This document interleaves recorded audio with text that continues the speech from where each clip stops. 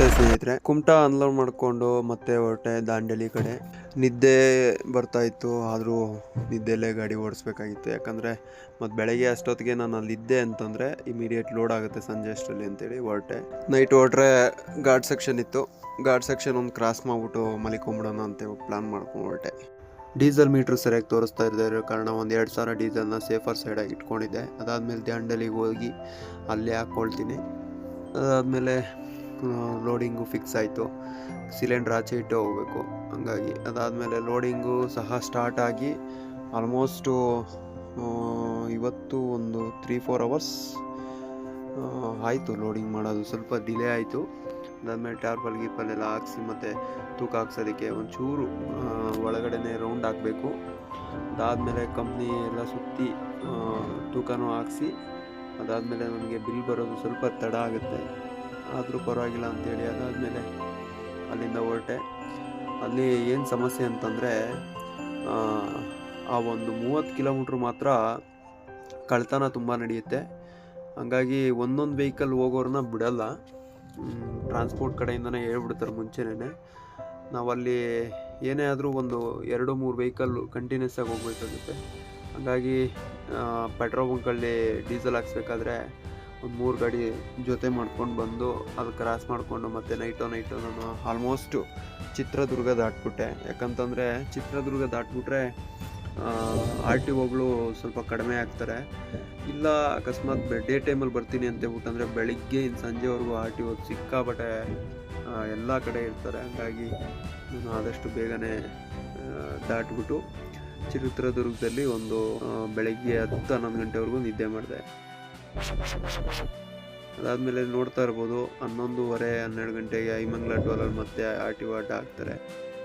ಅವರು ಮತ್ತೆ ಎಂಟ್ರಿ ಕೊಟ್ಟು RTOಗೆ ಎಂಟ್ರಿ ಕೊಡೋಕ್ಕೆ ಹೋದಾಗ ಆಲ್ಮೋಸ್ಟ್ ಮೊಬೈಲ್ಗಳನ್ನ ತರಬಾರ್ದು ಅಂತ ಹೇಳ್ಬಿಟ್ಟು ಸ್ಟ್ರಿಕ್ಟಾಗಿ ಹೇಳ್ತಾರೆ. ಯಾಕಂತಂದರೆ ಅವರು ಲಂಚ ಇಸ್ಕೊಳ್ಳೋದನ್ನು ನಾವೆಲ್ಲಿ ಕವರ್ ಮಾಡ್ತೀರಿ ಅಂತ. ನಾವು ಅವ್ರ ಚಾಪೆ ಕೆಳಗಡೆ ತೂರಿದ್ರೆ ನಾವು ರಂಗೋಲಿ ಕೆಳಗಡೆ ತೂರ್ತೀರಿ. ಗಾಡೀಲಿ ಆಲ್ರೆಡಿ ಕ್ಯಾಮ್ರಾ ಆನ್ ಆಗಿತ್ತು, ಬಿಕಾಸ್ ನಾನು ಬ್ಲಾಗ್ ಮಾಡ್ತಾ ಇದ್ದಿದ್ದರಿಂದ ಆಲ್ಮೋಸ್ಟ್ ವೀಡಿಯೋಗಳನ್ನೆಲ್ಲ ಕ್ಯಾಪ್ಚರ್ ಮಾಡ್ತಾ ಇದ್ದೆ. ಸರಿಯಾದ ಒಂದು ಮಾಹಿತಿ ಕೊಡುವಂಥ ವೀಡಿಯೋ ಸಿಕ್ಕಿತ್ತು.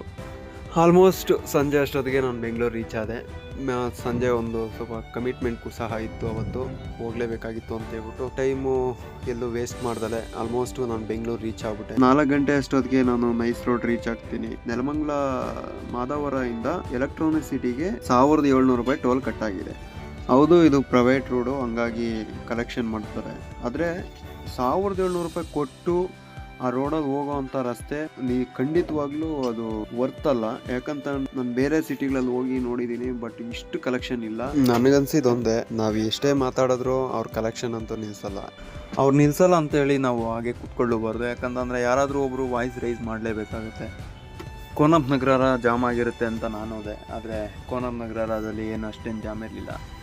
ತಿರುಮಗೊಂಡಳ್ಳಿಯಿಂದ ಸ್ಟಾರ್ಟ್ ಆಗಿದ್ದು ಟ್ರಾಫಿಕ್ ಜಾಮು ಸುಮಾರು ಒಂದು 15-20 ನಿಮಿಷ ಅಲ್ಲೇ ಒಂದು 3 ಕಿಲೋಮೀಟ್ರ್ ಪಾಸ್ ಮಾಡೋದಕ್ಕೆ ಟೈಮ್ ತೊಗೊಂತು. ಊರಲ್ಲೆಲ್ಲ ಕೆಲಸ ಎಲ್ಲ ಮುಗಿಸ್ಕೊಂಡು ಹಂಗೆ ಕನ್ಯಾಕುಮಾರಿ ಬೈಪಾಸಲ್ಲಿ ಹೊರಟಾಗ ಫಸ್ಟ್ಗೆ ನಾನು ನಿಲ್ಲಿಸಿದ್ದು ಕೃಷ್ಣಗಿರಿಲಿ ಏನಂತಂದರೆ ಕೆಲವೊಂದು ಮೆಕ್ಯಾನಿಕ್ಸು ಮತ್ತು ನಮಗೆ ಬೇಕಾಗಿರೋ ಸ್ಪೇರ್ ಪಾರ್ಟ್ಸ್ ಎಲ್ಲ ಸಿಗುತ್ತೆ. ಹಂಗಾಗಿ ಗಾಡೀಲಿ ಬ್ರೇಕ್ ಲೈಟ್ಸು, ಇಂಡಿಕೇಟ್ರು ಸ್ವಲ್ಪ ಪ್ರಾಬ್ಲಮ್ ಇತ್ತು. ಆಮೇಲೆ ಬ್ರೇಕ್ ಸಹ ಕಡಿಮೆ ಇತ್ತು.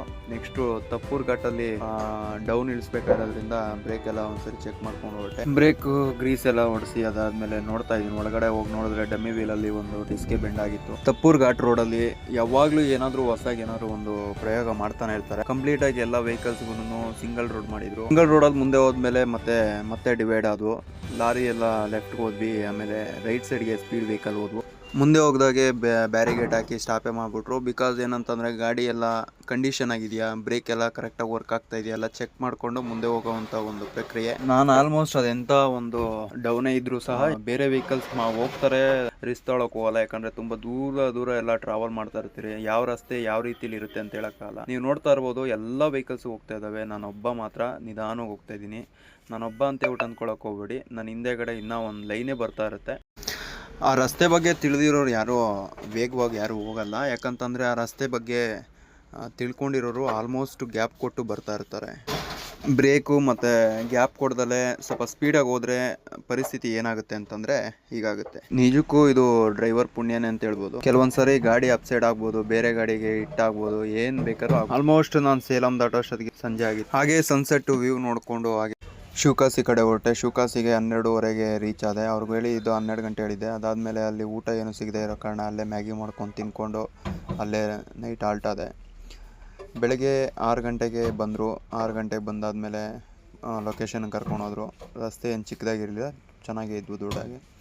ಅದಾದಮೇಲೆ ಟೀ ಕುಡಿದು ಬರೋ ಅಷ್ಟೊತ್ತಿಗೆ ಗಾಡಿ ಆಲ್ಮೋಸ್ಟ್ ಖಾಲಿ ಆಗ್ಬಿಟ್ಟಿತ್ತು. ಯಾಕಂದರೆ ತುಂಬ ಸ್ಪೀಡ್ ಇದ್ದರು, 2 ಅವರ್ಸಲ್ಲಿ ಖಾಲಿ ಮಾಡಿಬಿಟ್ಟಿದ್ರು.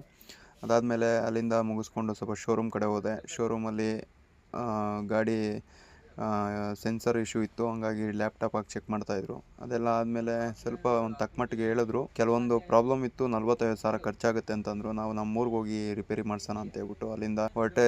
ಆಲ್ಮೋಸ್ಟ್ ಮಳೆ ಸ್ಟಾರ್ಟ್ ಆಗಿತ್ತು. ಒಬ್ಬರು ಲೋಕಲ್ ಅವರು ಹತ್ರ ರಸ್ತೆ ಕೇಳಿದ್ದಕ್ಕೆ ಚಿಕ್ಕ ರಸ್ತೆ ತೋರಿಸ್ಬಿಟ್ರು. ಹೋಗಲ್ಲಿ ತಗ್ಲಾಕೊಂಬಿಟ್ಟೆ. ಮತ್ತೆ ಲೋಕಲ್ ಡ್ರೈವರ್ ಹತ್ರ ರಸ್ತೆ ಕೇಳಿ ಹಂಗೋ ಹಿಂಗೋ ಆಚೆ ಬಿದ್ದೆ. ಆಮೇಲೆ ಫುಲ್ಲು ನೈಟ್ ಮಳೆ ಇತ್ತು, ಹಂಗಾಗಿ ರಸ್ತೆಯಲ್ಲಿ ಸರಿಯಾದ ವಿಷುವಲ್ಸ್ ಕಾಣಿಸ್ತಾ ಇರಲಿಲ್ಲ. ಹಂಗಾಗಿ ರಿಸ್ಕ್ ಬೇಡ ಅಂತ ಹೇಳ್ಬಿಟ್ಟು ನೈಟ್ ಅಲ್ಲೇ ಒಂದು ಕಡೆ ಸೇಫ್ ಆಗಿರೋ ಜಾಗದಲ್ಲಿ ಆಲ್ಟ್ ಮಾಡಿ ಮಲ್ಕೊಂತೀನಿ. ಇಲ್ಲಿಗೆ ಈ ವಿಡಿಯೋನ ಮುಗಿಸ್ತೀನಿ. ಮುಂದಿನ ವಿಡಿಯೋದಲ್ಲಿ ಮತ್ತಷ್ಟು ಹೊಸ ವಿಷಯಗಳನ್ನ ತೊಗೊಂಬರ್ತೀನಿ.